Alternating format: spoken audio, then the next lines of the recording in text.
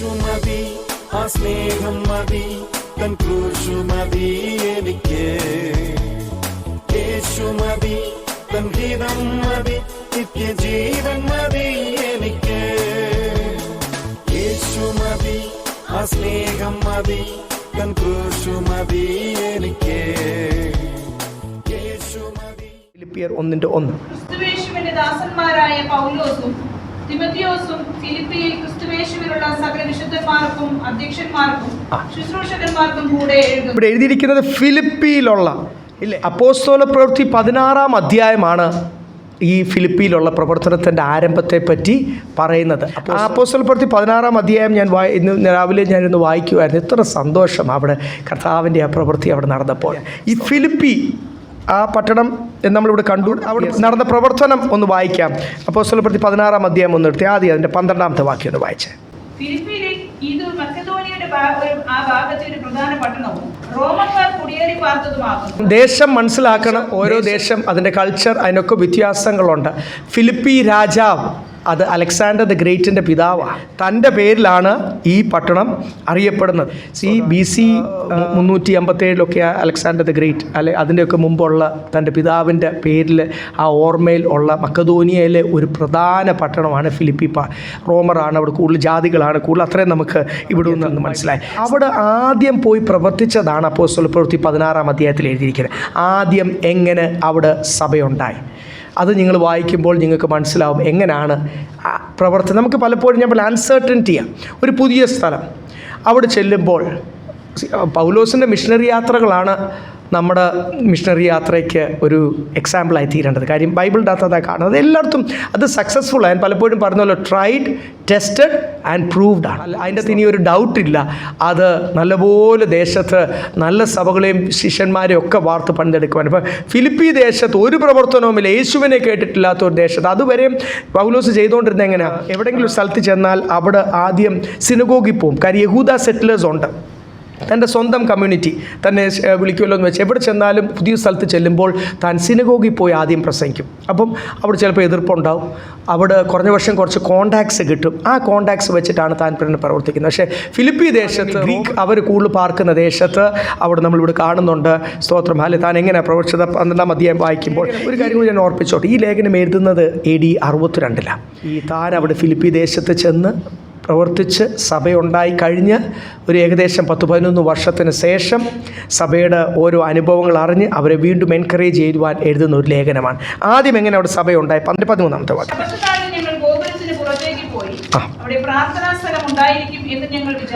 എല്ലായിടത്തും പൗലോസ് ചെയ്യുന്നതാണ്. ശബത്ത് നാൾ സിനഗോഗിൻ്റെ അടുത്ത് അല്ലെങ്കിൽ പ്രാർത്ഥനാ സ്ഥലത്ത് ചെല്ലുമ്പോൾ കുറച്ച് ആരെങ്കിലും ജൂയിഷ് ആൾക്കാർ അവിടെ ഉണ്ടെങ്കിൽ കാണുവാനിടയിൽ തീരും. അവിടെ ഉണ്ട് എന്ന് വിചാരിച്ച് അവിടെ ചെന്നു. അവിടെ കൂടി വന്ന സ്ത്രീകളോട് സംസാരിച്ചു. പട്ടണക്കാരത്തെയും രക്താംബരം വിൽക്കുന്നവളുമായ ലുദിയ എന്ന പേരുള്ള ദൈവഭക്തിയായ ഒരു സ്ത്രീ കേട്ടുകൊണ്ടിരുന്നു. ഈ വചനം പറഞ്ഞപ്പോൾ ഈ പ്രാവശ്യം യഹൂദരൊന്നും ഇല്ലായിരുന്നു. ജാതീയ സ്ത്രീയാ, തുയഥേരിയ കാരിയാണ്, പട്ടണക്കാരിയാണ്.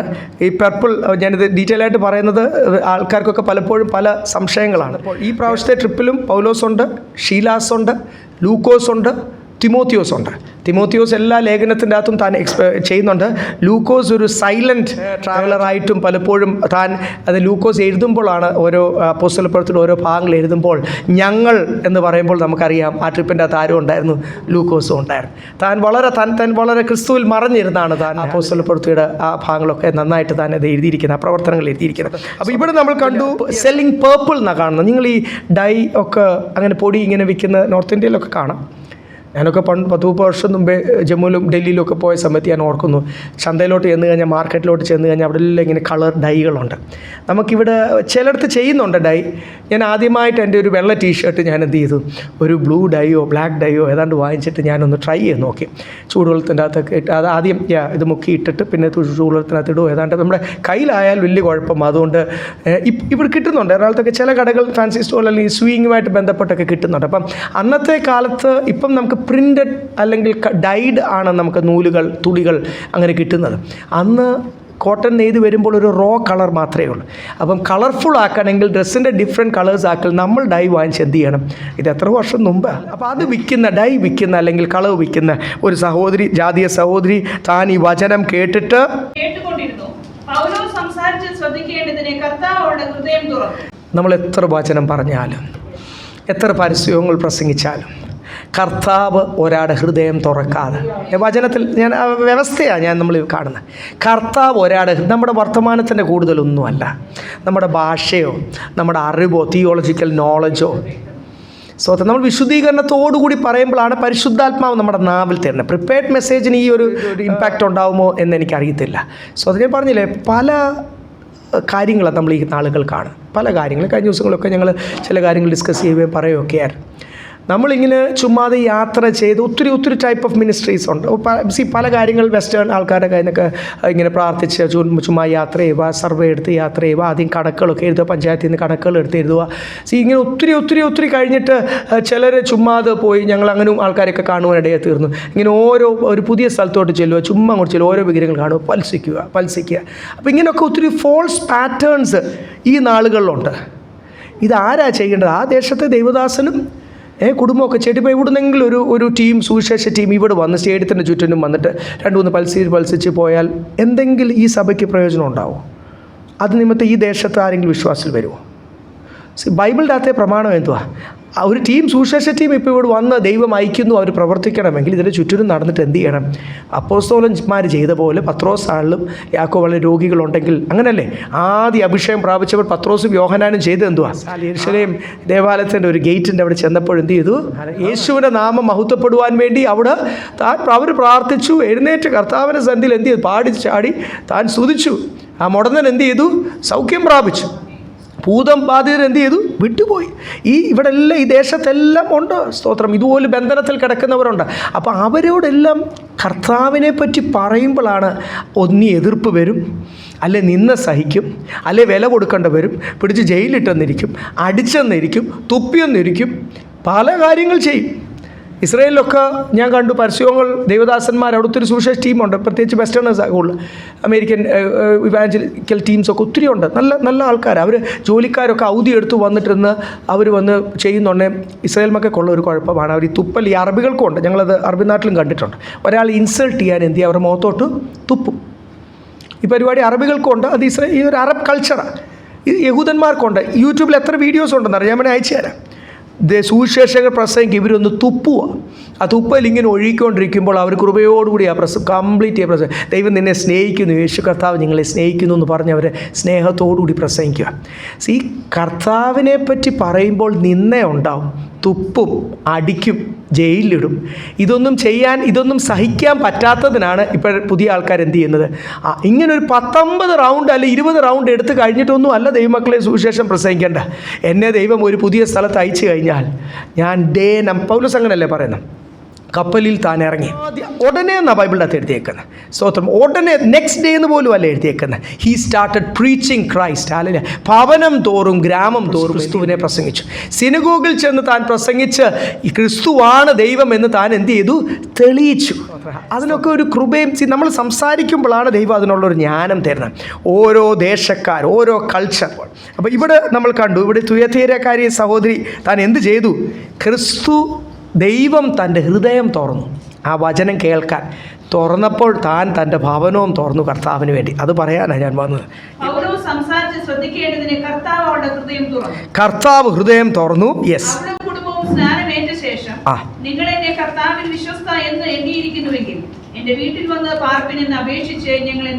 ഷീ ബെഗ്ഡ് us എന്നാണ് ഇംഗ്ലീഷ് ബൈബിൾ എഴുതിയേക്കുന്നത്. കെഞ്ചി. അന്ന് ഞാൻ യോഗ്യയാണെങ്കിൽ, കർത്താവിൽ വിശ്വസ്ത എന്ന് നിങ്ങൾ എണ്ണുന്നുണ്ടെങ്കിൽ, please come and stay in my home. അവിടെ ഭവനം എന്ത് ചെയ്തു? ആദ്യം ദൈവദാസന്മാർക്ക് താമസിക്കാൻ തുറന്നു. പിന്നെ അതെന്തായി തീർന്നു? വെളിച്ചപ്പാടത്തിയായി ലക്ഷണം പറഞ്ഞ് യജമാനന്മാർക്ക് വളരെ ലാഭം വരുത്തുന്ന ഒരു ബാല്യക്കാരത്തി ഞങ്ങളെ എതിരേറ്റു. അവൾ പൗലോസിന്റെയും ഞങ്ങളുടെയും പിന്നാലെ വന്നു. ഈ മനുഷ്യർ അത്യുന്നതനായ ദൈവത്തിന്റെ ദാസന്മാർ, രക്ഷാമാർഗം നിങ്ങളോട് അറിയിക്കും. നല്ല വ്യക്തമായ പ്രവചനം ആരും പറയും. ചിലരൊക്കെ പറയും ആ പ്രവാചകൻ പറഞ്ഞ അച്ചട്ടായിരുന്നെന്നാണ് പറയുന്നത്. വ്യക്തമായ പ്രവചനം ആരും പറയും. സാത്താൻ്റെ ആത്മാവിലും പറയാം. വ്യക്തത, ഒരു കാര്യം അവൾ തെറ്റിച്ചില്ല. അവൾ ചില്ലറക്കാരിയല്ല. വലിയ ലാഭം യജമാനന്മാർക്ക് ഉണ്ടാക്കുന്ന സ്ഥിരം ഇത് വെളിച്ചപ്പാട് അല്ലെങ്കിൽ ഇതുപോലെ ഭാവി പറയുന്ന ദൂത് പറയുന്ന ഒരു ദുരാത്മാവിൽ ദൂത് പറയുന്ന ഒരു സഹോദരിയാണ്. അപ്പോൾ എല്ലാ പ്രവചനവും എന്ത് ചെയ്യേണ്ട, അച്ചട്ടായിട്ടൊക്കെ പറഞ്ഞെന്നിരിക്കും.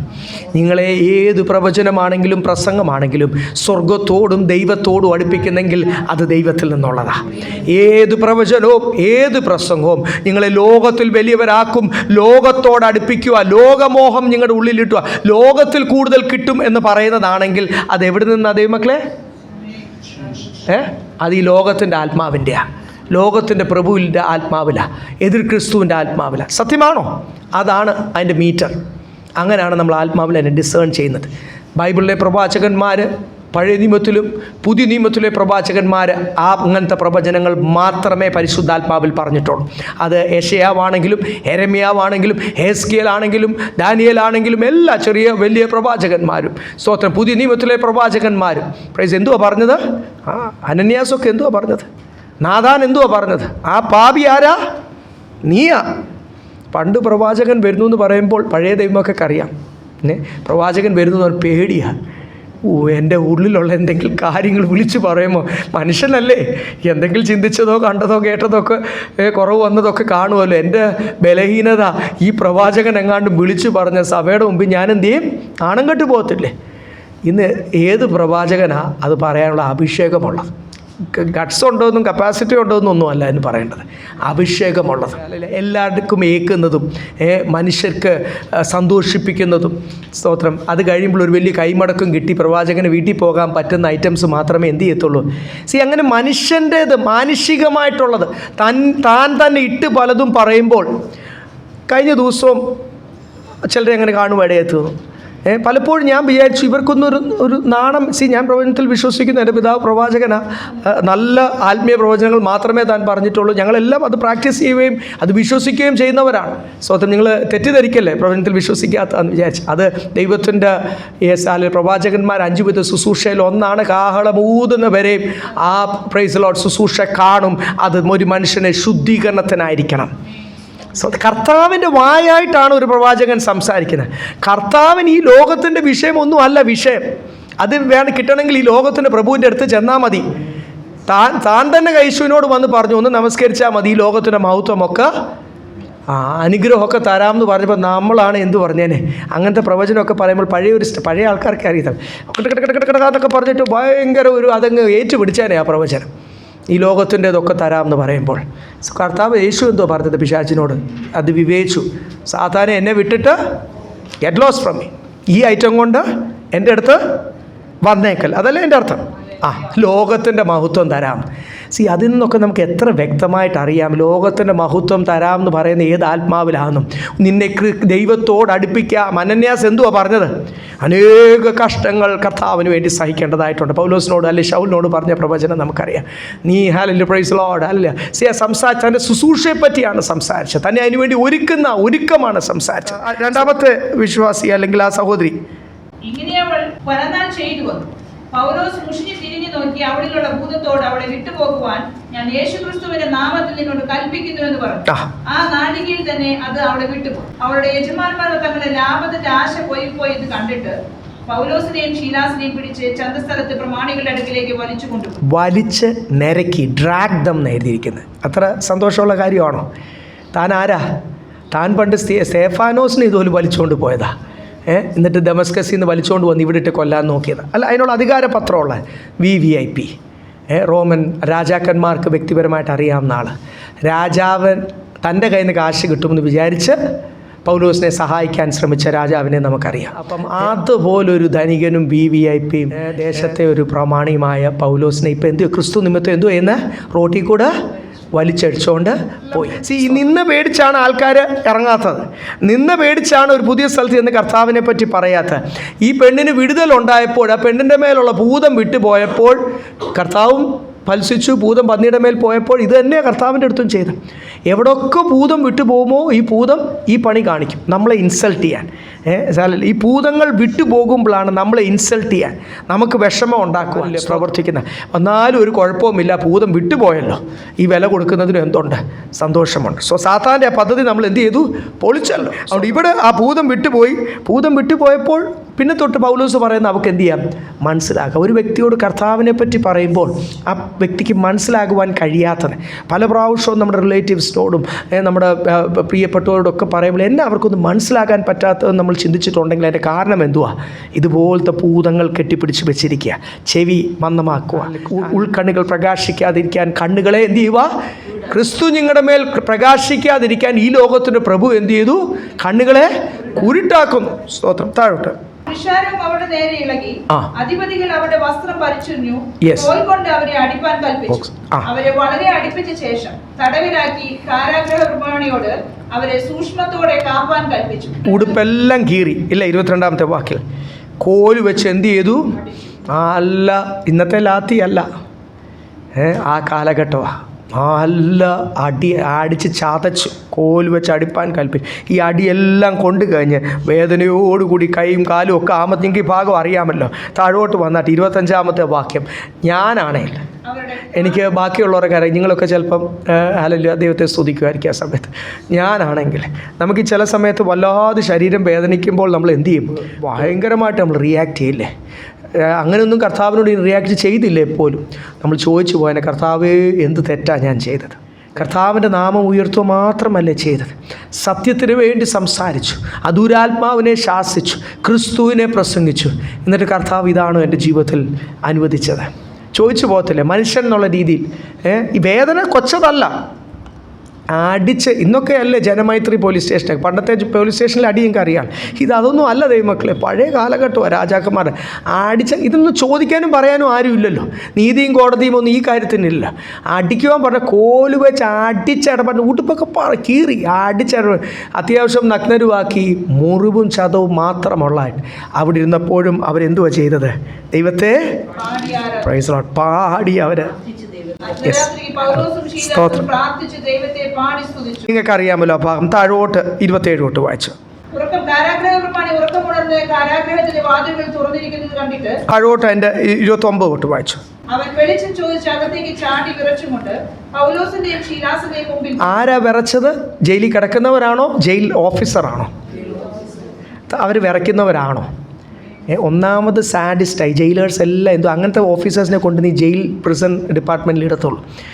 ഈ മനുഷ്യനെ വേദനിപ്പിക്കുന്നതിൽ സന്തോഷം കണ്ടെത്തുന്ന ഒരു മാനസിക രോഗമുള്ള ടൈപ്പ് ആൾക്കാരാണ് എല്ലാ ഞങ്ങൾ ജയിലിൽ പല പ്രാവശ്യം സുവിശേഷം പറയാൻ പോയിട്ടുണ്ട്. ഒരു രീതിയിൽ കോംപ്രമൈസ് ചെയ്യും അല്ലാത്ത ആൾക്കാരാണ്.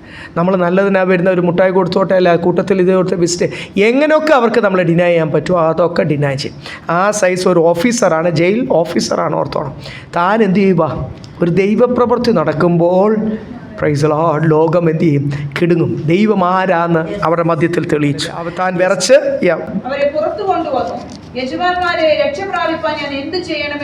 കുറച്ചു മുമ്പ് വിളിച്ച ആ ചീത്തവാക്കൊന്നും അല്ല ഇപ്പം വിളിക്കുന്നത്.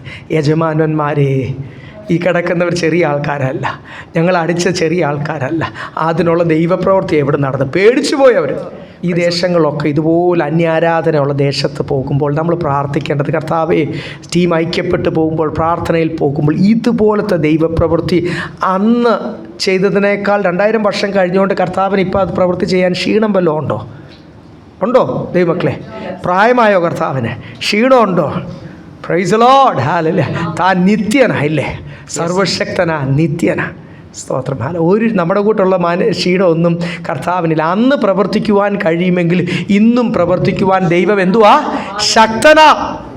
അതാണ് നമ്മൾ വിശ്വസിക്കേണ്ടത്. ഞാൻ താമസിക്കുന്ന ദേശത്ത്, ഞങ്ങൾ ആരാധിക്കുന്ന ദേശത്ത്, ഞങ്ങൾ പ്രവർത്തിക്കാൻ പോകുന്ന ദേശത്ത് അപ്പോസ്തോലിക കാലഘട്ടത്തിൽ നടന്ന പോലത്തെ ദൈവപ്രവൃത്തികൾ നടക്കണമേ. പ്രാർത്ഥിക്കുമ്പോൾ തന്നെ പൗലോസും ശീലാസും ഒക്കെ ഒരുങ്ങിയ പോലെ നമ്മളും എന്ത് ചെയ്യണം? പ്രാർത്ഥിക്കുന്നവരും പ്രവർത്തിക്കുന്നവരും ഒരുങ്ങണം. ആ സമർപ്പണത്തിൽ ഒരുങ്ങിയാൽ തീർച്ചയായിട്ടും അവിടെ ദൈവപ്രവൃത്തി നടക്കും. അല്പം പോലും മഹത്വം എടുക്കാതെ, മഹത്വം മുഴുവൻ കർത്താവിന് കൊടുത്തുകൊണ്ട് നമ്മളെ പ്രസൻറ്റ് ചെയ്യാതെ യേശുവിനെ മാത്രം പ്രസൻറ്റ് ചെയ്യുമ്പോൾ ആണ് ഇതുപോലത്തെ ദൈവപ്രവൃത്തി നടക്കുന്നത്. അതുകൊണ്ടാണ് ഇന്ന് ഇതുപോലത്തെ ദൈവപ്രവൃത്തി നടക്കാത്തത്. സ്തോത്രം. അപ്പം നമ്മൾ പ്രാർത്ഥിക്കണം. ഹല്ലേലൂയ. എല്ലാ ദേശത്തും ഇതുപോലെ പ്രവർത്തിക്കുന്ന ദൈവദാസന്മാർ മഹത്വം അവരെടുക്കാതെ മഹത്വം മുഴുവൻ കർത്താവിന് കൊടുത്തുകൊണ്ട് ക്രിസ്തുവിൽ മറഞ്ഞിരുന്ന് കർത്താവിനെ പ്രൊജക്റ്റ് ചെയ്യുവാൻ, മാഗ്നിഫൈ ചെയ്യുവാൻ ദൈവദാസന്മാരെ സഹായിക്കട്ടെ. ഇതൊക്കെ പ്രാർത്ഥനാ വിഷയങ്ങളാണ്. Praise lord. നമ്മുടെ പേഴ്സണൽ വിഷയമൊക്കെ മാറ്റി വെച്ചിട്ട് ആത്മാവിൽ ഈ വിഷയങ്ങളൊക്കെ പ്രാർത്ഥിക്കുവാൻ ദൈവം നമ്മളെ സഹായിക്കട്ടെ. എന്നിട്ട് യെസ്, കർത്താവായ യേശുവിൽ വിശ്വസിക്കുക, എന്നാൽ നീയും നിന്റെ കുടുംബവും രക്ഷ പ്രാപിക്കും എന്ന് അവർ പറഞ്ഞു. താഴോട്ട് 33 വായിച്ചു. പിന്നെ അവനോട് അവന്റെ വീട്ടിലുള്ള എല്ലാവരോടും പ്രസംഗിച്ചു. അവൻ രാത്രിയിൽ ആ നാഴികയിൽ തന്നെ അവരെ കൂട്ടിക്കൊണ്ടുപോയി അവരുടെ മുറിവുകളെ കഴുകി താനും തനിക്കുള്ള അടിച്ചവനെ കൊണ്ട് എന്ത് ചെയ്തു? മുറിവ് കഴിപ്പിച്ചു കർത്താവ്. അടിച്ചവനെ കൊണ്ട് തന്നെ അതിനുള്ള പ്രായശ്ചിത്വം കർത്താവ് ചെയ്ത് താനും തനിക്കുള്ളവരെല്ലാവരും താമസിയാതെ സ്നാനമേറ്റു. പിന്നെ അവരെ വീട്ടിൽ കൈക്കൊണ്ട് അവർക്ക് ഭക്ഷണം കൊടുത്ത് ദൈവത്തിൽ വിശ്വസത്തിൽ വീടടക്കി. Praise the Lord. അവർക്കും ദൈവദാസന്മാർക്ക് ഭക്ഷണം കൊടുക്കുവാൻ ആരെങ്കിലും പഠിപ്പിച്ചാണോ? ഇത് ക്രിസ്തുവിൻ്റെ ആത്മാവ് ഉള്ളിൽ വന്നപ്പോൾ, അല്ലെങ്കിൽ പല ദേശത്തൊക്കെ ഇത് ചെയ്യുവാൻ കഴിയാത്തത് എന്തുകൊണ്ടാണ്? ആത്മാവിൻ്റെ ശൂന്യതയാണെന്ന് വ്യക്തമല്ലേ? ആത്മാവ് ഉള്ളിൽ വരുമ്പോൾ ഈ ജയിലറിനെ, ഈ റോമാക്കാരനായ ജയിലറിനെ അല്ലെങ്കിൽ ഫിലിപ്പിക്കാരനായ ജയിലറിനെ ആരും തിയോളജിക്കൽ ക്ലാസ് ഒന്നും എടുത്തില്ല. You need hospitality, you need to minister, എങ്ങനെയാണ് നമ്മൾ ശുശ്രൂഷ ചെയ്യുന്നത്, ഒന്നും തിയോളജിക്കൽ ക്ലാസ് ഒന്നും ഇവിടെ എടുത്തില്ല. പരിശുദ്ധാത്മാവ് ഒരാളുടെ ഉള്ളിൽ വരുമ്പോൾ ചെയ്യേണ്ട ശുശ്രൂഷകൾ നമ്മൾ താഴ്മയോടുകൂടി ചെയ്യും ദൈവമക്കളെ. അതാണ് ഇവിടെ നമ്മൾ കണ്ടത്. താൻ ചെയ്യേണ്ട ശുശ്രൂഷകൾ ചെയ്തപ്പോൾ തൻ്റെ ഭവനം കർത്താവിന് വേണ്ടി തുറന്നു, ആഹാരം കൊടുത്തു, അവരെ അവിടെ താമസിപ്പിച്ചു. അവരെല്ലാം വീടടക്കം കർത്താവിൽ എന്ത് ചെയ്തു? ആനന്ദിച്ചു. സ്തോത്രം. ഇനി ആ താഴോട്ട് എൻ്റെ 40-ാം വാക്യം കൊടുത്ത് വായിച്ചേ. അവർ തടവ് വിട്ട് ലുദിയായുടെ വീട്ടിൽ ചെന്നു. സഹോദരന്മാരെ കണ്ട് ആശ്വസിപ്പിച്ച ശേഷം പുറപ്പെട്ടു. തിരിച്ചു ചെന്നപ്പോൾ കുറച്ചുപേര് ലുദിയായുടെ വീട്ടിൽ, ഞാൻ ആദ്യത്തെ വിശ്വാസി ആരായിരിക്കും ഇവിടെ? ലുദിയ അല്ലേ? രണ്ടാമത്തേതോ ബൈബിൾ അനുസരിച്ച് യെസ്, ഹല്ലേലൂയ. മൂന്നാമത്തെ കുടുംബമോ? 3 കുടുംബങ്ങളെ, സോളിഡ് കുടുംബങ്ങളെ കർത്താവ് ഇങ്ങ് തന്നു. അത് കഴിഞ്ഞിട്ട് അവിടെ ഒത്തിരി പേര് തീർച്ചയായിട്ടും പലരും വിശ്വസിച്ചു, കർത്താവിൻ സന്നിധിയിൽ ചേർന്നു. ഇവരെ ജയിലിൽ പിടിച്ചിട്ടപ്പോഴൊക്കെ ആദ്യം വന്ന വിശ്വാസികളല്ല, ആദ്യം ഉണ്ടായിരുന്ന വിശ്വാസികൾക്ക് വിഷമമായിരുന്നു. അവർ വിചാരിച്ചു ഇനി അടുത്തത് ഞങ്ങളെ ആയിരിക്കും പിടിക്കാൻ വരുന്നതെന്നൊക്കെ വിചാരിച്ച് കാണും. പക്ഷേ പൗലോസ് അവിടെ ചെന്ന് അവരെ എൻകറേജ് ചെയ്തു. ഒരുവൻ ആത്മീയമായിട്ട് നിൽക്കുമ്പോൾ, ഒരുവൻ കർത്താവിന് വേണ്ടി നിൽക്കുമ്പോൾ, പൗലോസ് പലപ്പോഴും ഓർപ്പിക്കുന്ന പോലെ those who want to live spiritually will have to suffer persecution. വേറെ സ്ഥലത്ത് ഓർപ്പിക്കുന്നു, ആത്മീയമായിട്ട് ജീവിക്കേണ്ടവർക്കെല്ലാവരും കഷ്ടത സഹിക്കേണ്ടതായിട്ട്, ഉപദ്രവം സഹിക്കേണ്ടതായിട്ട് വരും. അതുകൊണ്ട് സുവിശേഷ പ്രവർത്തനത്തിൽ നിന്ന്, ഉപദ്രവത്തിൽ നിന്ന് രക്ഷപ്പെടാൻ നോക്കല്ലേ. ദൈവപ്രവൃത്തി നടക്കണോ, ധൈര്യമായിട്ട് ഇറങ്ങണം, പരിജ്ഞാനത്തിൽ കർത്താവിനെ പ്രസൻറ്റ് ചെയ്യണം. വരുന്ന ഉപദ്രവമൊക്കെ വന്നോട്ടെ, ഇതിനൊക്കെ 100 ഇരട്ടി പ്രതിഫലം ഉണ്ട്. ഉപദ്രവം സഹിക്കാതെ ഒരു ദേശത്ത് ദൈവപ്രവൃത്തി നടക്കത്തില്ല. ക്രിസ്തു ദൈവമാണെന്ന് തെളിയിക്കുമ്പോൾ തന്നെ ജനം, ദേശം എതിരായി തീരും. യേശുവിൻ്റെ എതിരായി തീർന്നു, അപ്പോസ്തലന്മാർ എതിരായി തീർന്നു. പിന്നെ നമ്മളെ വെറുതെ വിടുവോ? നമ്മളെയൊക്കെ ഇത്രത്തോളം ഇന്നൊക്കെ കുറേയൊക്കെ നീതിയും കാര്യങ്ങളും ഒക്കെ ഉള്ളതുകൊണ്ട് വല്ലാതെ അറ്റാക്ക് ചെയ്യുന്നില്ല എന്നേ ഉള്ളൂ. നിന്നയൊക്കെ സഹിക്കേണ്ടി വരും. ആ നിന്ന പോലും സഹിക്കാൻ മനസ്സില്ലാതെ നമുക്ക് പ്രവർത്തിക്കുവാൻ കഴിയത്തില്ല. പൗലോസും ശീലാസും വലിയ സന്തോഷമുണ്ട്, അടി കൊണ്ട് ഇവിടെ 1-ാം അധ്യായത്തിൽ നമ്മൾ ഇന്ന് ചിന്തിക്കാൻ പോകുമ്പോൾ ഈ കഷ്ടമെല്ലാം സഹിക്കുവാൻ കർത്താവ് കൃപ തന്ന. ഞാൻ ഇന്നലെ ഒരു ഭാഗം വായിക്കുവാൻ, ഇയ്യോബിൻ്റെ പുസ്തകത്തിൽ നമുക്കൊരു ഭാഗം വായിക്കാം. Job chapter 35:10. ഇയ്യോബ് 35:10. എങ്കിലും രാത്രിയിൽ സ്തോത്രഗീതങ്ങളെ നൽകുന്നവനും ഭൂമിയിലെ മൃഗങ്ങളെക്കാൾ നമ്മെ പഠിപ്പിക്കുന്നവനും. യോബ് തൻ്റെ അനുഭവത്തിൽ നിന്ന് പറയുക, തൻ്റെ അത്രയും കഷ്ടതയെക്കൂടി കടന്നുപോയ ആരെങ്കിലും ഉണ്ട്? താൻ പറയുന്നത് രാത്രിയിൽ എന്ത് തരും? സ്തോത്രഗീതങ്ങൾ, പുതിയ പാട്ട് തരും. കർത്താവ് രാത്രിയിൽ എന്ത് ചെയ്യും? പാട്ടുകൾ തരും. Price the Lord. ആത്മാവിൽ ആശ്വാസത്തിനായിട്ടും ബലത്തിനായിട്ടും. ഹല്ലേലൂയ. പാട്ടുകൾ പാടുന്നത് ട്യൂണിന് മാത്രമല്ല ദൈവമക്കളെ. പാട്ടുകൾ പാടുന്നത് ചിലരുടെ വിചാരം പാടാൻ ഇച്ചിരി അല്ലെങ്കിൽ ശബ്ദം, താളം, അതൊന്നും അല്ല പാട്ട്. ഇതൊരു പ്രോഗ്രാം അല്ലല്ലോ, ഒരു ഇവൻ്റ് അല്ലല്ലോ, ഒരു പ്രഹസനമല്ലല്ലോ, ഇതൊന്നും അല്ല. നമുക്കെല്ലാവർക്കും എന്തുണ്ട്? കർത്താവ് ഹൃദയത്തിൽ പാട്ടുകൾ തരും. ഈ കഷ്ടതയുടെ മധ്യത്തിൽ യോബ് നിലനിന്നതിൻ്റെ കാരണം രാത്രിയിൽ കർത്താവ് എനിക്ക് പുതിയ പ്രൈസ് ദി ലോർഡ്. അതുകൊണ്ട് രാത്രിയിൽ വരുന്ന ഈ പല ചിന്തകൾ, രാത്രിയിലാണ് ഈ വെറുതെ ഇരിക്കുമ്പോഴാണ് എന്ത് ചെയ്യുന്നത്? പല ചിന്തകളിട്ട് നമ്മളെ ഭാരപ്പെടുത്തുന്നത്, നാളത്തെ പറ്റി ഓർത്തൊരു ഭയം വരുന്നത്, പല വേവലാതികൾ വരുന്നത്. സഹോദരി, ഈ ജീവിത ഭാരമെല്ലാം കൂടി നമ്മുടെ കേട്ട വചനം ഫലവത്തായി തീരാത്ത രീതിയിൽ അതിനെ ഞെരുക്കിക്കളയുന്ന ദൈവത്തിൻ്റെ വചനം പറയുന്നത്, അല്ലേ ഓർപ്പിക്കുന്നത്. ഉപമയെ പറയുന്നത്. സ്തോത്രം. അപ്പോൾ അങ്ങനെ വരാതിരിപ്പാൻ രാത്രിയിൽ എനിക്കൊരു ആശ്വാസമായിട്ടും എനിക്കൊരു റീചാർജായിട്ടും പുതിയ പാട്ടുകൾ കർത്താവ് എനിക്ക് രാത്രിയിൽ ആ ദൈവത്തിൻ്റെ സ്തോത്രം എന്നാണ് യോ പറയുന്നത്. ഇവിടും പൗലോസിനും ശീലാസിനും നല്ല അടി കൊണ്ട് വേദനിച്ചിരിക്കുമ്പോൾ നല്ല പാട്ടുകൾ കൊടുത്തു. അത് കഴിഞ്ഞ് അവിടുത്തെ പ്രവർത്തനം ഒന്നും വൃഥാവായില്ല ദൈവമക്കളെ. ഈ ലുദിയ സ്തോത്രം അല്ലെങ്കിൽ ഫിലിപ്പി വന്ന് ഇറങ്ങിയപ്പം തൊട്ട് ഏതൊക്കെ രീതിയിൽ ആ പ്രവർത്തനം ഇല്ലാതാക്കാൻ ശ്രമിച്ചു. അതിനെന്ത് ചെയ്തു? ലുദിയ വിശ്വാസത്തിൽ വന്നപ്പോൾ ഉടനെ ഒരു ഭൂതബാധിത സ്ത്രീ ഫ്രണ്ടിൽ വന്നിട്ട് അങ്ങോട്ട് പ്രവചനവും തുടങ്ങി, കള്ളപ്രവചനവും തുടങ്ങി. ഞാൻ കഴിഞ്ഞ ആഴ്ച ഓർപ്പിച്ചില്ലേ, ചില കള്ളപ്രവചനമൊക്കെ അച്ചട്ടാണ്. അതുകൊണ്ട് എല്ലാ പ്രവചനവും കയറി ആമേൻ പറയല്ലേ. ഈ കള്ളപ്രവാചകി പറഞ്ഞ പ്രവചനം എന്തുവാണ്? ആ നല്ല പ്രവാചകന്മാർക്ക് കിട്ടാത്ത വെളിപ്പാട് കിട്ടി പുള്ളിക്കാരത്തിക്ക്. ഇത് ദൈവത്തിൻ്റെ വിലയേറിയ ദാസന്മാർ, ഇവർ പറയുന്നത് എന്തുവാണ്? ദൈവവചനമാണ്. ഇത് കേട്ടുകൊള്ളാം. അതിൽ പരം വേറെ വല്ലതും ഉണ്ടോ? എത്ര വ്യക്തമായിട്ടാണ്. പക്ഷേ അതിൽ വ്യാപരിക്കുന്ന ആത്മാവേതാ ദൈവമക്കളെ? നമുക്കത് അറിയാൻ പറ്റും. നമ്മൾ വിചാരിക്കും ആ മെസ്സേജ് നമ്മൾ കേട്ടോണ്ട് നമ്മൾ വിചാരിക്കും ഇത് ഈ ദൈവത്തെ പറ്റിയല്ലേ, വലിയവനായ ദൈവം എന്നൊക്കെ പറഞ്ഞല്ലോ, ദൈവത്തെ പുകഴ്ത്തിയല്ലോ, അപ്പോൾ ഇത് ദുരാത്മാവാകത്തില്ല, ഇതാ പരിശു. അപ്പോൾ നമ്മളും അതിന് കയറി അങ്ങ് ആമേൻ പറയും. അതിനാണ് എന്ത് പ്രാപിക്കേണ്ടത്? A gift of discerning. ഇത് ആത്മാവിൻ്റെ വരങ്ങളിൽ ഒന്നാണ്. എല്ലാ പ്രസംഗവും ബൈബിളിൽ നിന്നായിരിക്കും, യേശുവിനെ പറ്റിയൊക്കെ ആയിരിക്കും. അതിനൊന്നും കയറി ആമേൻ നമ്മളെപ്പോഴും പ്രാർത്ഥിക്കണം, കർത്താവ് ഇത് ആത്മാവിനാലാണോ? ആത്മാവിനാലുള്ള വചനം നമ്മളെ കർത്താവിനോട് അടുപ്പിക്കും. സ്വർഗീയ ദർശനം നമ്മളെ കാണിക്കും. നമ്മുടെ സ്വർഗത്തെ പറ്റി ആ പ്രൈസിലോട് അത് ഡിസ്ക്രൈബ് ചെയ്യുന്നത്, കർത്താവിൽ ഉള്ള നിത്യവാസത്തെ പറ്റി അത് ഡിസ്ക്രൈബ് ചെയ്യുന്നത്. അതെപ്പോഴും ഓർത്തോണം. അപ്പം ഹാലേ പ്രൈസോ. ഇന്ന് നമുക്ക് ഇതിൻ്റെ 1-ാമത്തെ വാക്യം തൊട്ട് വായിക്കാം. ദാസന്മാരായ പൗലോസും തിമോത്തിയോസും ഫിലിപ്പിയിൽ ക്രിസ്തുയേശുവിലുള്ള സകല വിശുദ്ധന്മാർക്കും അധ്യക്ഷന്മാർക്കും ശുശ്രൂഷകന്മാർക്കും കൂടെ. ഇവിടെ ദാസന്മാർ എന്ന് മാത്രം എഴുതിയിട്ടുണ്ട്. ഇംഗ്ലീഷ് എഴുതിയേക്കുന്ന ബോണ്ട് സെർവൻസ്. അതിനൊന്നുകൂടെ ഒരു ആഴമുണ്ട്, ഒരു അർത്ഥമുണ്ട് അതിൻ്റെ മൂലഭാഷയിൽ. വെറും ദാസന്മാരല്ല, പ്രൈസ് പല കാര്യങ്ങളായിരുന്നു. ബോണ്ട് സെർവൻ്റ് എന്ന് പറഞ്ഞാൽ ആരുമായിട്ട് വേറെ ബോണ്ടേജ് അല്ല, കർത്താവുമായിട്ടുള്ളൊരു നിത്യബന്ധം ഒന്ന്. രണ്ടാമത് അവർ തമ്മിൽ ടീം എന്തുവാണ്? പൗലോസും തിമോത്തിയോസും അവരും they are bounded together by the spirit. ആത്മാവിനാൽ ഇതൊരു നിത്യബന്ധം അതേ മക്കളെ. അതുകൊണ്ട് പൗലോസും ശീലാസും ആദ്യം പ്രവർത്തിക്കാൻ പോയപ്പോഴും ഇപ്പോൾ രണ്ടാമത് ലേഖനം എഴുതുമ്പോഴും എല്ലാം നമുക്ക് പൗലോസും ശീലാസും ഉള്ള ആ ബോണ്ടഡ് ഇൻ ദ സ്പിരിറ്റ്, ആ ബന്ധം. ഇവിടെ തിമോത്തിയോസും പൗലോസുമുള്ള ആ ആത്മബന്ധം. അതുകൊണ്ടാണ് ലുദിയ വന്നു, അത് കഴിഞ്ഞിട്ട് ഒരു ഭൂത സ്ത്രീയെ വെച്ച് കള്ളപ്രവചനം പറഞ്ഞ് അതിൻ്റെ പ്രവർത്തനത്തെ ഡിസ്റ്റർബൻസ് വരുത്താൻ, ഒരു കുളമാക്കാൻ സാത്താൻ നോക്കി, ചീറ്റിപ്പോയില്ലേ. അവിടെ വീണ്ടും വീണ്ടും പുതിയ ആൾക്കാർ വന്നു, നല്ലൊരു ആരാധന വന്നു, പിടിച്ച് ജയിലിലിട്ടു, അതും സാത്താൻ നാണം കെട്ടുപോയി. നമ്മൾ ഒന്നിച്ച് ആത്മാവിൽ നിന്ന് കഴിഞ്ഞാൽ സാത്താൻ ഓരോ പദ്ധതിയുമായിട്ട് വരും. അവിടെയൊക്കെ സാത്താൻ നാണം കെട്ടുപോകും, ചമ്മിപ്പോകും. നമുക്ക് സാത്താനെ ലജ്ജിപ്പിക്കാനാണ് ദൈവം നമ്മളെ അഭിഷേകം ചെയ്തിരിക്കുന്നത്. രണ്ട്, അന്യഭാഷ പറയുവാൻ മാത്രമല്ല, അന്യഭാഷ ജാതികൾ മനസ്സിലാകുവാൻ ഒരടയാളമാണെന്നാണ് തിരുവചനം പറയുന്നത്. സ്തോത്രം. നമ്മുടെ ആത്മാവിനാൽ നിറയുമ്പോൾ, ആത്മാവിനാൽ നിറഞ്ഞ് ജാതികൾ മനസ്സിലാക്കണം. You are sealed by the holy spirit. 1 കൊരിന്ത്യർ 14-ാം അധ്യായത്തിൽ നമുക്കറിയാമല്ലോ, ജാതികൾക്ക് മനസ്സിലാകാൻ ഒരു അടയാളമാണ്. അന്യഭാഷയിൽ ആരാധിക്കുന്നവർ ദൈവത്തെ മഹത്വപ്പെടുത്തുന്നു എന്ന് എഴുതിയിരിക്കുന്നത് എന്തെങ്കിലും 2 ലൈനല്ല, പരിശുദ്ധാത്മാവ് നാവിൽ ഉച്ചരിക്കാൻ തരുന്ന ഒരു സ്വർഗീയ ഭാഷ. അത് കർത്താവിനോട് നമ്മുടെ അകത്തെ മനുഷ്യൻ സംസാരിക്കുക.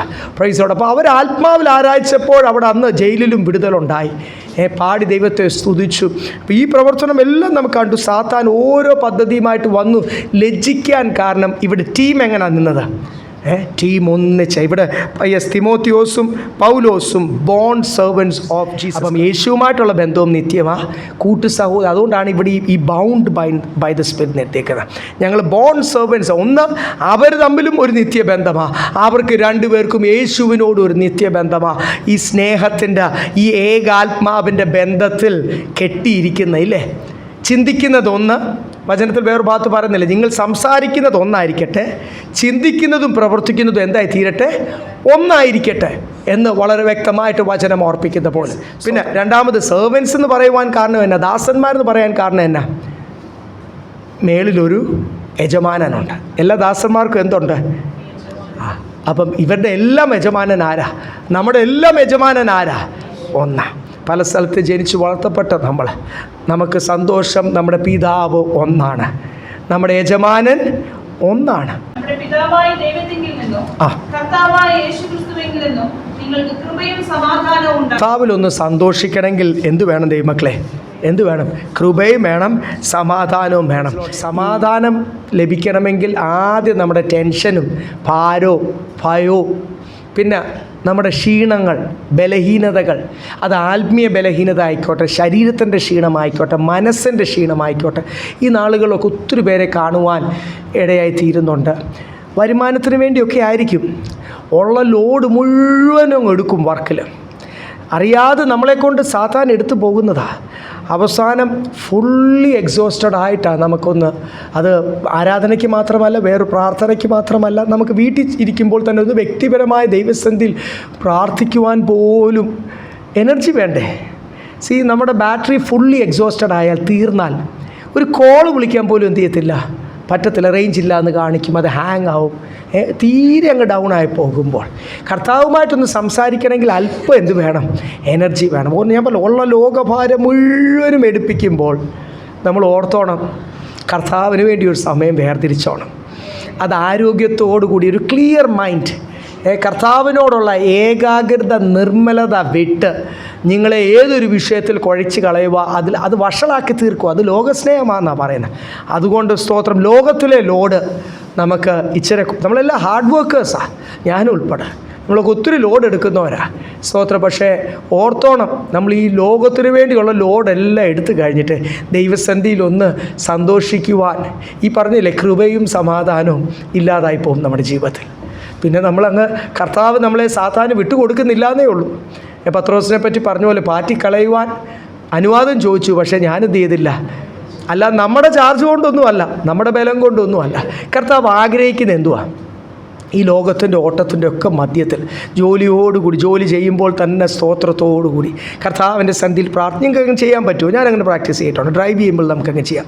ജോലി ചെയ്യുമ്പോൾ സ്തോത്രത്തോട്, പ്രാർത്ഥനയോട് പല കാര്യങ്ങൾ കർത്താവ് സംസാരിക്കുന്നതൊക്കെ ഒന്ന് മറന്നു പോകാതെ കുറിച്ച് വെച്ചോ.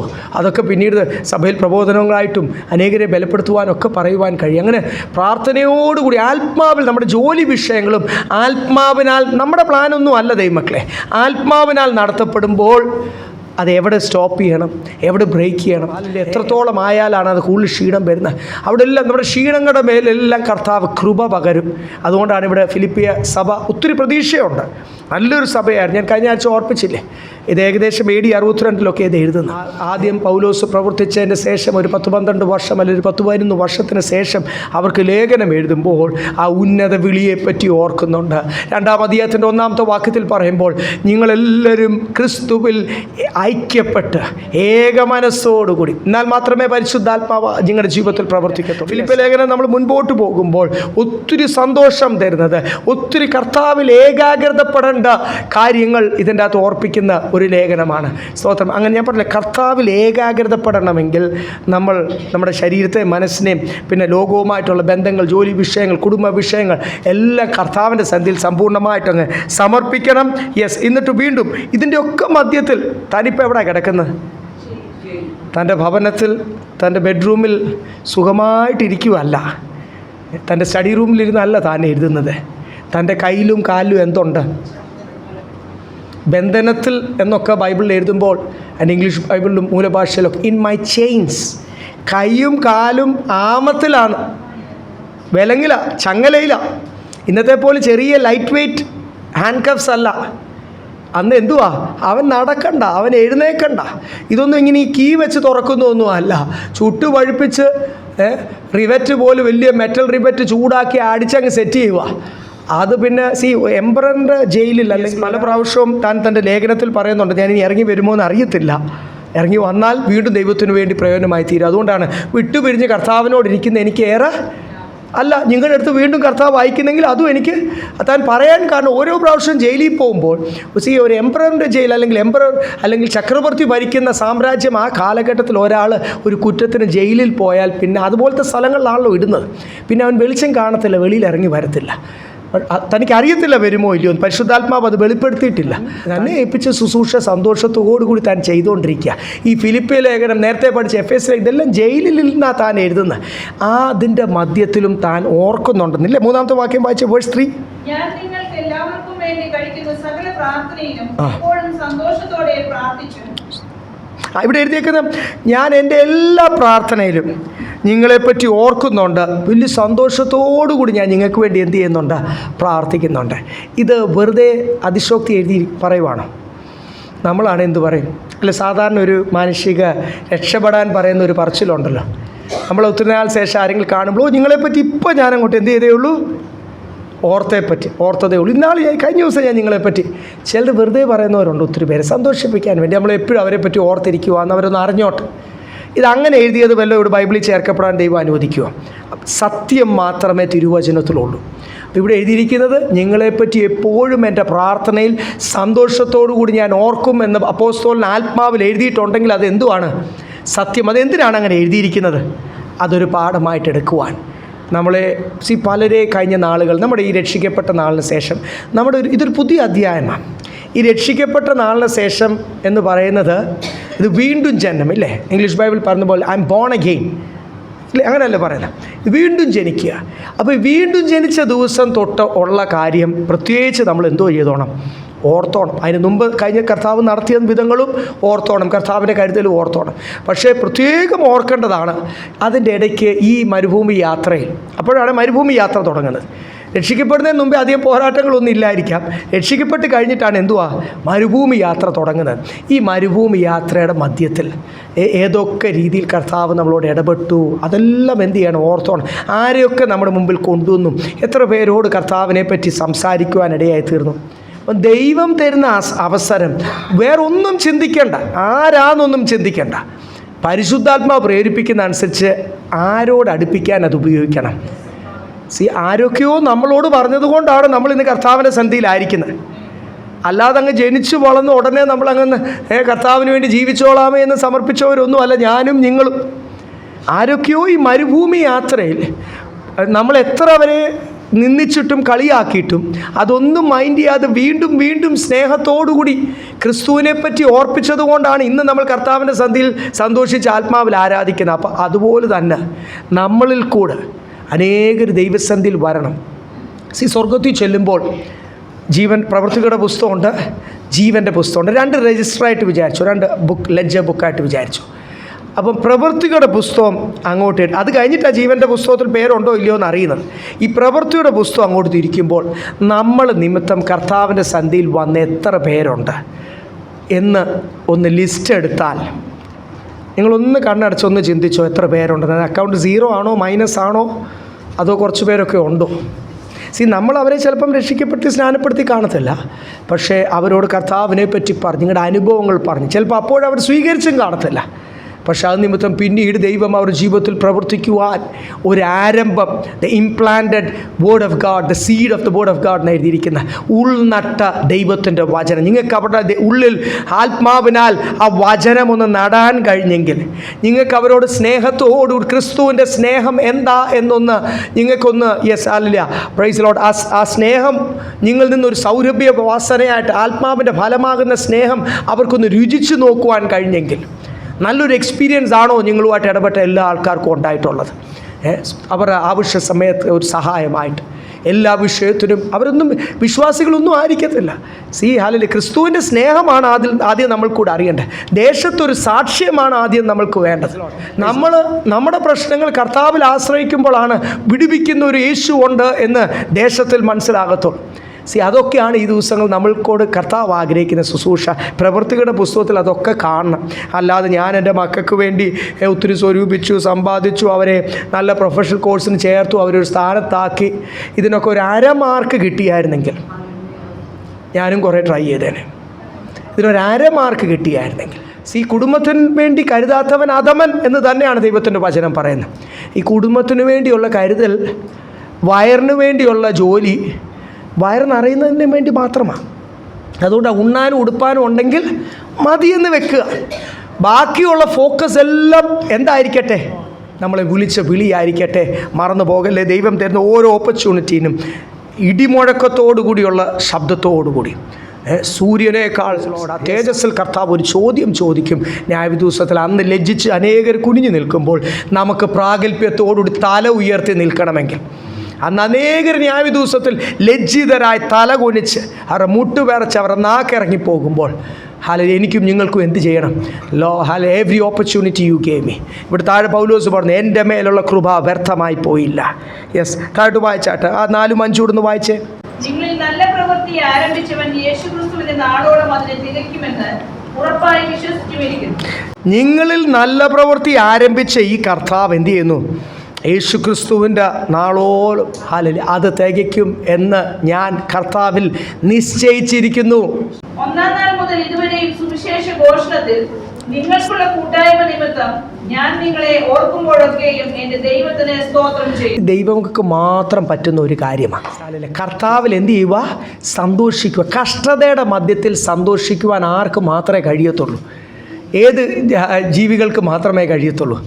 പരിശുദ്ധാത്മാവ് ഉള്ളിൽ വസിച്ചവർക്ക്. അല്ലാതെ ലോകമനുഷ്യർക്കൊന്നും കർത്താവിൽ സന്തോഷിക്കുവാൻ കഴിയത്തില്ല.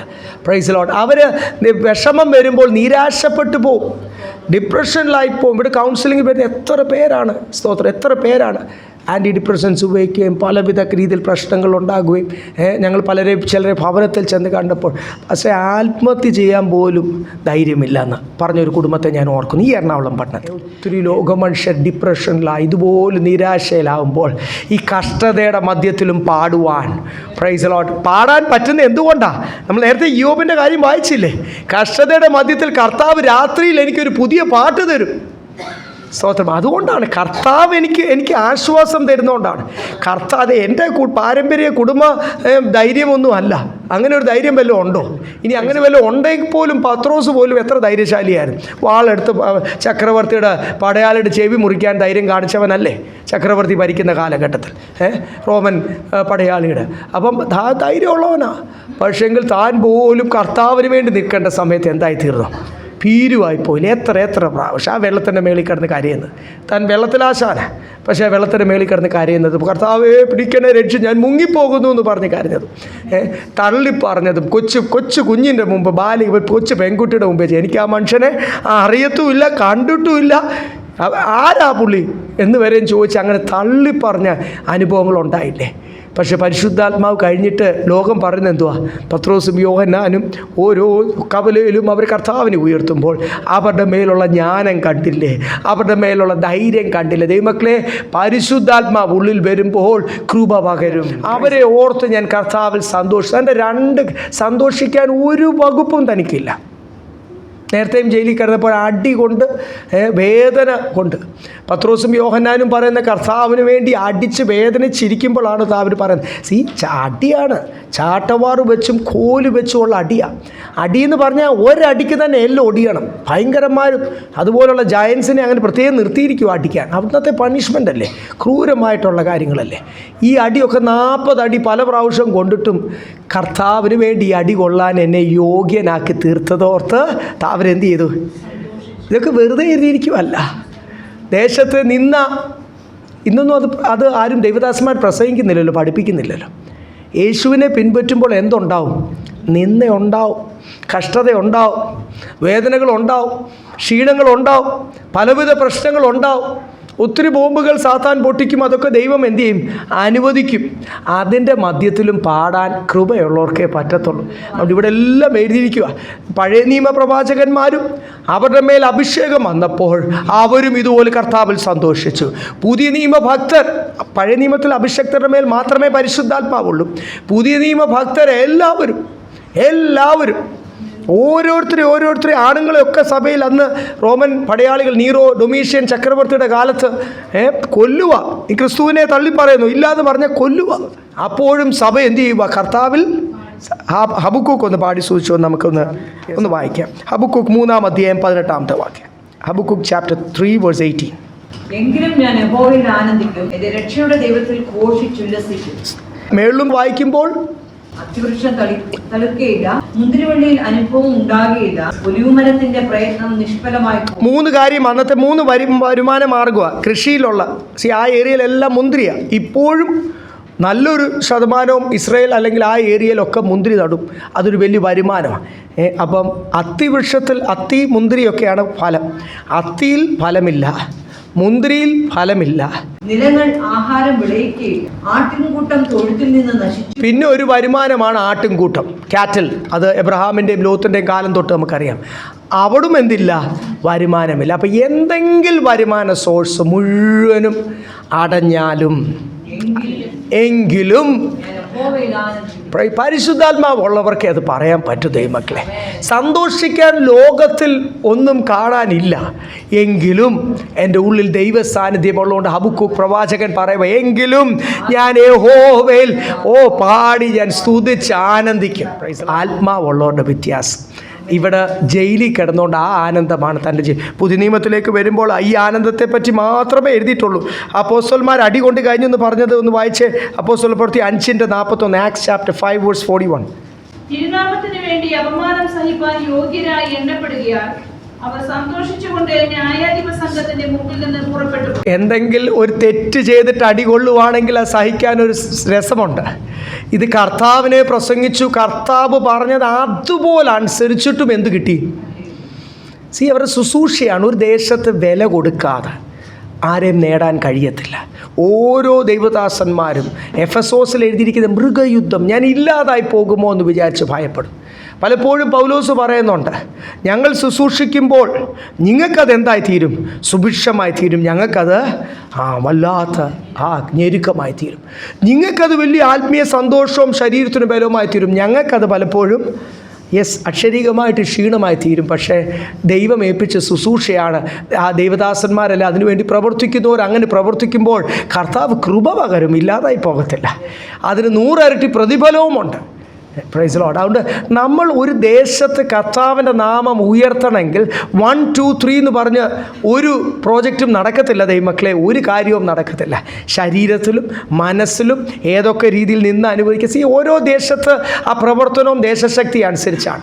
അതുകൊണ്ട് ഇവിടെ അടികൊണ്ട് കോലുകൊണ്ട് അടികൊണ്ട് വേദനിച്ചിരിക്കുമ്പോഴാണ് പത്രോസും യോഹന്നാനും പറയുന്നത്, നാണം കെട്ടു ദേശത്ത് വെച്ച് അടികൊള്ളുന്നത്. വേറെ വല്ല സ്ഥലത്തായിരുന്നെങ്കിൽ കുഴപ്പമില്ല. യെരുശലേമിലുള്ളവർ യെരുശലേമിൽ വെച്ച് തന്നെ അടികൊള്ളുന്നത്. വീടിൻ്റെ മുറ്റത്തിട്ട് അടികൊള്ളുക എന്നൊക്കെ പറയുമ്പോൾ എത്ര നാണം കേടാ. കർത്താവിന് വേണ്ടി സ്വന്തം ദേശത്ത്, അവരുടെ ദേശത്ത്, അവരുടെ കമ്മ്യൂണിറ്റിക്കാർ നിമിത്തം, യഹൂദന്മാർ നിമിത്തമാണ് ഈ അടികൊള്ളുന്നത്. അവരാണ് കംപ്ലയിൻറ്റ് ചെയ്തത്, അവരാണ് അടികൊള്ളിച്ചത്. യഹൂദന്മാരും നിമിത്തം യഹൂദന്മാരുടെ ദേശത്ത് അടികൊള്ളുന്ന സ്വന്തം ദേശത്ത് ഈ ക്രിസ്തുവിന് വേണ്ടി ഈ നിന്ദയും അപമാനവും സഹിക്കുവാൻ ദൈവം ഞങ്ങളെ തിരഞ്ഞെടുത്തതോർത്ത് അവർ സ്തുതിച്ച് പാടി സന്തോഷിച്ച് അവരെന്ത് ചെയ്തു? മുൻപോട്ട് പോയി. ലോകത്തിൻ്റെ ബുദ്ധി വെച്ച് നോക്കിയാൽ ഇത് പോഷത്വമാണ്. പക്ഷേ ഇത് നമ്മൾ നമ്മുടെ ജീവിതത്തിൽ ഈ കൃപ അപ്ലൈ ചെയ്യുമ്പോൾ, ഹല്ലേലൂയ, കർത്താവ് തരുന്ന നിത്യ സന്തോഷം, ഹൃദയം നിറഞ്ഞ സന്തോഷം പകരുമ്പോൾ, സ്തോത്രം. അതുകൊണ്ട് ആരും ഈ കഷ്ടതയിൽ നിന്ന് രക്ഷപ്പെടാനോ പെറുപെറുക്കാനോ ഒന്നും ശ്രമിക്കേണ്ട. പെറുപെറുത്താൽ ഇത് കിട്ടത്തില്ല. കംപ്ലൈൻറ്റ് പറഞ്ഞാൽ ഈ കൃപ എന്ത് ചെയ്യത്തില്ല? കിട്ടത്തില്ല. അതിൽ കൂടി കടന്നു പോകുമ്പോൾ അതിൽ കൂടി സ്തോത്രം പറഞ്ഞ് സന്തോഷം. ഹബക്കൂക്ക് ഒരു പഴയ നിയമ ഭക്തനാണേ. ഹബക്കൂക്കിൻ്റെ മേൽ പകർന്ന അഭിഷേകത്തേക്കാൾ എത്ര ഇരട്ടി അഭിഷേകം നമ്മുടെ മേൽ പകരുവാൻ ദൈവം വിശ്വസ്തനാണ്. വിശ്വസിക്കുന്നില്ലേ? Praise the Lord. It's a greater anointment, a greater calling. വിളി ശ്രേഷ്ഠമാണ്, അഭിഷേകവും ശ്രേഷ്ഠമാണ്. റോമാലേഖനം 5-ാം അധ്യായം എടുക്കണ്ട, അവിടും എഴുതിയിട്ടുണ്ട്, കഷ്ടതയിൽ പ്രശംസിപ്പാൻ. ഗ്ലോറി. നമ്മളെന്തിലാണ് പ്രശംസിക്കുന്നത്? എനിക്കൊരു 2 കോടി ഡിപ്പോസിറ്റ് ഉണ്ട്, 3 ഏക്കർ സ്ഥലമുണ്ട്, എൻ്റെ പിള്ളേരൊക്കെ ഇന്ന നിലയിലാണ്, വലിയ നിലയിലാണ്, എനിക്ക് ഒത്തിരി കാര്യങ്ങളുണ്ട്, ഞാൻ കാണാത്ത രാജ്യങ്ങൾ, അനുഭവിക്കാത്ത ലക്ഷറി. ഇതിലൊക്കെയാണ് മനുഷ്യൻ, ജാതികളും പല ദൈവമക്കളും പ്രശംസിക്കുന്നത്.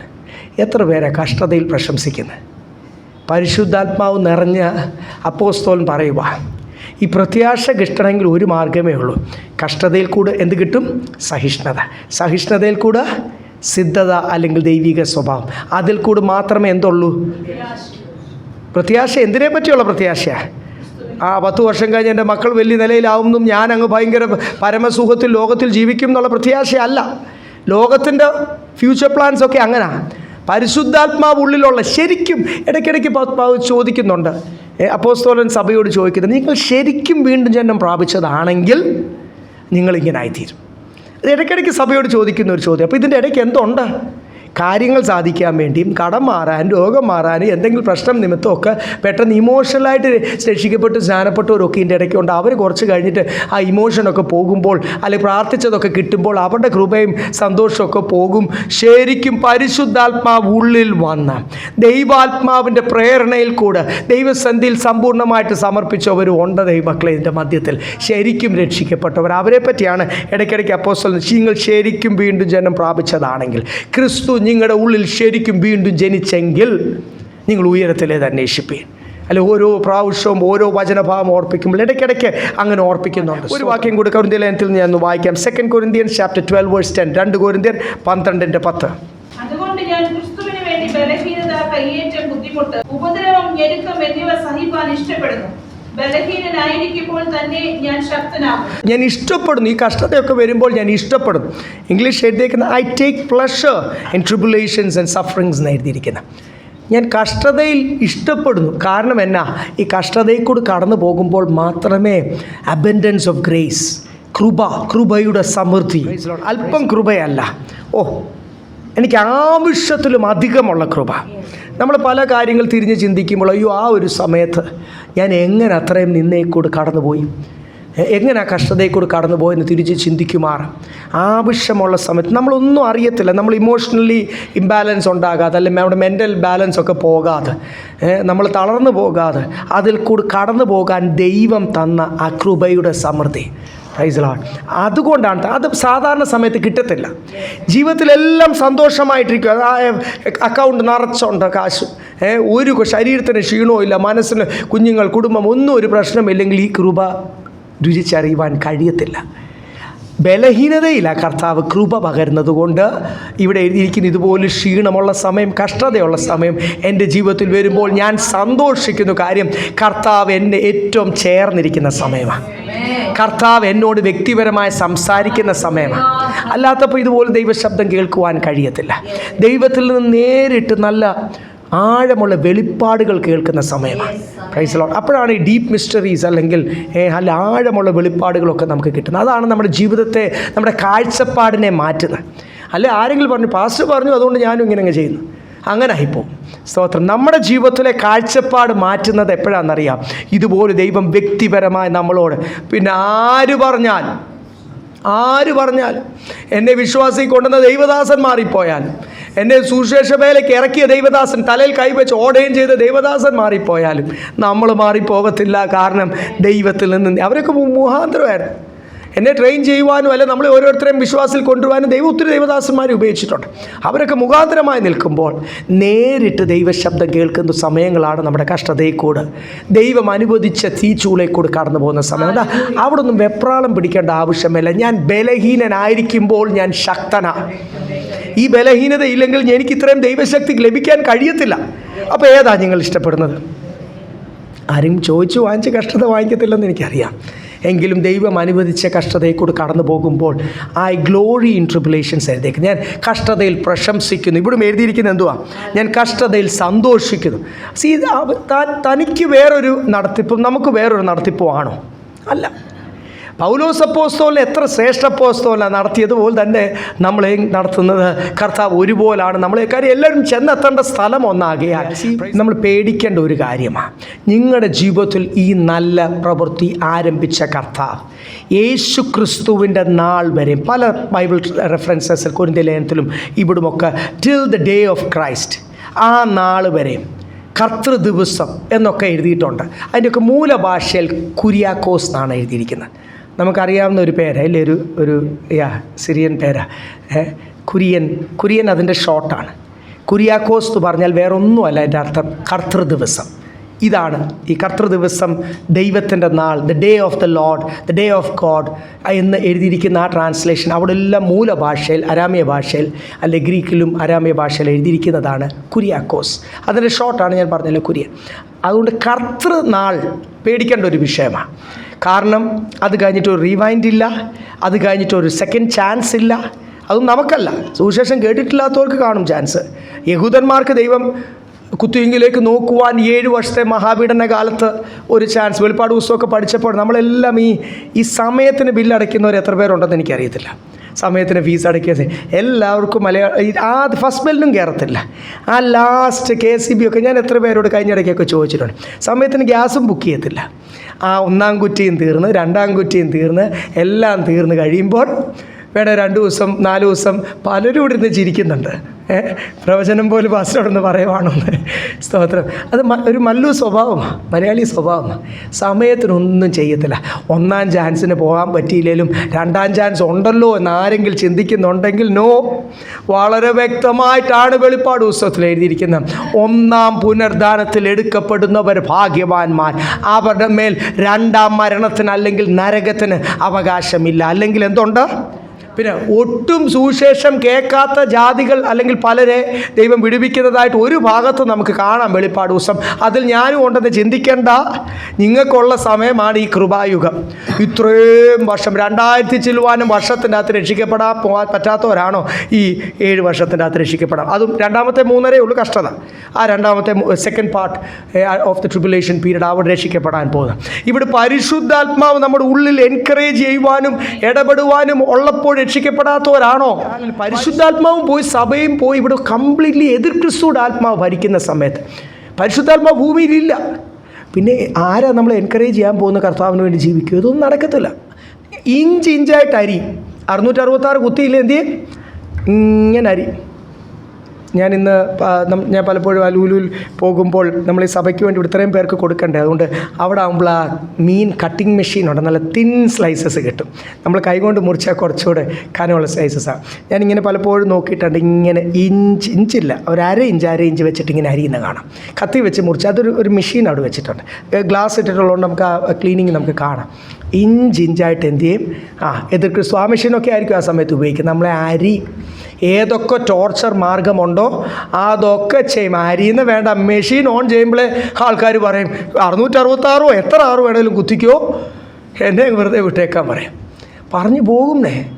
ഇപ്പം പരിശുദ്ധാത്മാവ് നിങ്ങളെ ഇത്രയും എൻകറേജ് ചെയ്യുന്ന സമയത്ത് if you can be faithful for the lord, കർത്താവിന് വേണ്ടി ഒന്ന് വിശ്വസ്തമായിട്ട് നിൽക്കാൻ പറ്റിയില്ലെങ്കിൽ ഒന്നും ഓർക്കണ്ട, പോയെന്നോർത്താൽ മതി. അതുകൊണ്ട് കാഹളം ഊതുമ്പോൾ സ്നാനപ്പെട്ടവരെല്ലാവരും ഒന്നും എടുക്കപ്പെടത്തില്ല. ഒരു ഭൂരിഭാഗം നഷ്ടപ്പെട്ടു പോകും. ഇതിൻ്റെ അകത്ത് വലിയ ശ്രേഷ്ഠ അപ്പോസ്തലന്മാരുണ്ടാകുമെന്ന് വചനം പറയുന്നത്. അത് നമ്മൾ പേടിക്കേണ്ട വിഷയം. ഒത്തിരി കർത്താവിന് വേണ്ടി പ്രവർത്തിച്ചവർ, അവർ പോലും ഞാൻ എന്നിൻ്റെ നാമത്തിൽ ഇതൊക്കെ ചെയ്തില്ലേ, കർത്താവ് പറയും ഞാൻ നിന്നെ അറിയുന്നില്ലെന്ന് പറഞ്ഞ് കഥ അടയ്ക്കുന്ന സമയത്ത് ഒരു ചെറിയ ശേഷിപ്പ്. വിളിക്കപ്പെട്ടവർ ഒത്തിരി പേരുണ്ട്, തിരഞ്ഞെടുക്കപ്പെട്ടവർ ഒത്തിരി പേരുണ്ട്. പക്ഷെ അതിൽ വിശ്വസ്തരായിട്ടുള്ളവരെ മാത്രം കർത്താവ് ഒരു ചെറിയ സ്മോൾ റെമനൻ്റ് എഴുതിയിരിക്കുന്ന ചെറിയ ശേഷിപ്പ്, അതിൽ ഞാനും നിങ്ങളും ഉണ്ടാകണം. ഒരു കുടുംബത്തിലുള്ളതെല്ലാവരും ഉണ്ടാകണമെന്ന് നമ്മൾ ആഗ്രഹിക്കുന്നു. ഒരു സഭയിലുള്ള എല്ലാവരും പോകണമെന്ന് ഒരു ദൈവദാസനും കൂട്ടു സഹോദരങ്ങളും ആഗ്രഹിക്കുന്ന പോലെ തന്നെ അതങ്ങനെ തന്നെ ആയിത്തീരട്ടെ. നമ്മുടെ സ്തോത്രം സഭയും കൂട്ടു സഹോദരനും നമുക്ക് അതിനുവേണ്ടി എൻകറേജ് ചെയ്യാം. വിശുദ്ധ ചുമ്മനത്തിൻ്റെ തൊട്ട് മുമ്പ് നമ്മൾ തെസ്സലോനിക്ക ലേഖനത്തിൽ നിന്നൊക്കെ വായിക്കുന്നത് may the Lord preserve you blameless. കുറ്റമില്ലാത്തവരായിട്ട് കർത്താവ് നിങ്ങളെ ആ നാളിൽ കാക്കട്ടെ. കാഹളം ഊതുമ്പോൾ നിങ്ങൾ എടുക്കപ്പെടുവാൻ. അപ്പം ബി ബ്ലെയിംലെസ് അല്ലെങ്കിൽ കുറ്റമില്ലാത്തവരായി തീരുവാൻ എത്ര സ്ഥലത്താണെന്നറിയോ ലേഖനത്തിനകത്ത് എഴുതിയിരിക്കുന്നത്. ഒരു കുറ്റമുണ്ട് എടുക്കപ്പെടുമോ ദൈവമക്കളെ? എടുക്കുമോ? ബ്ലെയിംലെസ് എന്ന് പറഞ്ഞാൽ എൻ്റെ അർത്ഥം എന്തുവാ? കുറ്റമില്ലാത്തവരായി. അപ്പം സഭായോഗത്തിലിരിക്കുന്ന സമയത്ത് നമ്മളൊക്കെ നല്ല ബലത്തോടു കൂടിയായിരിക്കുന്നത്. അല്ലാതെ സഭായോഗത്തിന് വരുന്ന സമയത്താണോ വരുന്നത്? എത്ര നല്ലതായിരുന്നു നമ്മൾ ഇവിടുന്നേ അങ്ങ് പോയേനെ. നമ്മൾ നല്ല കൃപയിലും പ്രാർത്ഥനയിലും ഒക്കെ ഇവിടുന്ന് ആരും കുറ്റമൊന്നും ചെയ്യാൻ എന്തായാലും അതിനുള്ള ചെറിയ ഹോളല്ലേ, എല്ലാവരെയും കാണാം. സാധാരണ നമ്മളെല്ലാവരും വരുമ്പോൾ അങ്ങ് ഇടിച്ച് ബാക്ക് വരെ ഇരിക്കുന്ന ഇച്ചിരി സ്ഥലമൊക്കെ ഉണ്ടെങ്കിലും എല്ലാവരും അങ്ങോട്ടും ഇങ്ങോട്ടൊക്കെ കാണാം. ഇതിൻ്റെ ഇടയ്ക്ക് കുറ്റം ചെയ്യാനുള്ള സമയമില്ല.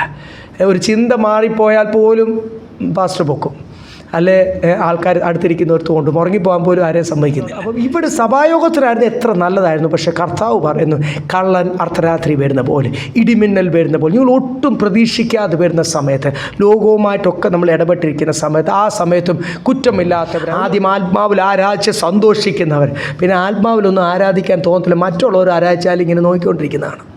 ആദ്യം വചനം വായിക്കുകയും പേഴ്സണൽ പ്രാർത്ഥനയിലും വചനത്തിലൊക്കെ ധ്യാനിക്കുവാൻ സന്തോഷമുള്ളവർ ഒത്തിരി പേരുടെ കാര്യമാണ് ഞാൻ ഈ പറയുന്നത്. ഒന്നും രണ്ടും ഒന്നും അല്ല, ഭൂരിഭാഗത്തെ മിക്കവാറും എല്ലാവരും കഴിയുമെങ്കിൽ വൃതന്മാരെയും തെറ്റിക്കുവാനായിട്ട് ആരും നടക്കുന്നത്.